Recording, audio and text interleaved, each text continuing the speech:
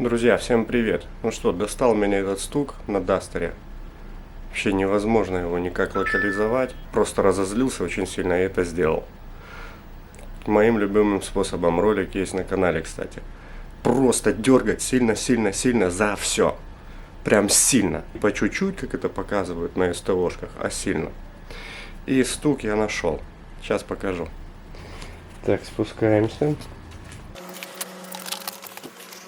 Значит, вот мы находимся под днищем, и с вот этой стороны у нас правое колесо.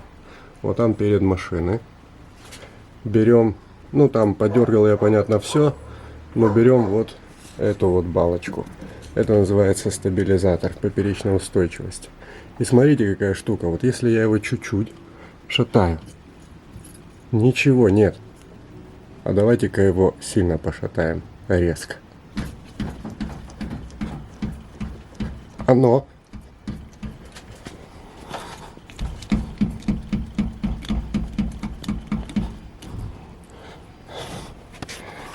То, что это не тяга, подсказывает, что вот в этом месте, сколько бы я ни шатал, ничего не происходит.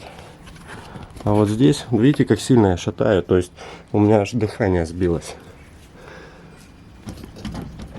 Но когда машина едет, наезжает на кочки, там усилие сотни килограмм. Соответственно, вот он и стук. Дальше все просто, друзья. В магазине стоят эти втулки недорого. Вот они таким комплектом, сразу две. Ну, что-то там около 200 рублей. И их надо поменять. Для этого понадобятся втулки, перчатки и вот такой вот чемоданчик инструмента, чтобы не мучиться. Или можете пойти к соседу за определенными ключами, если у вас нет. Как это меняется, показывать не буду. Смысла нет. На ютубе много роликов, как это делать.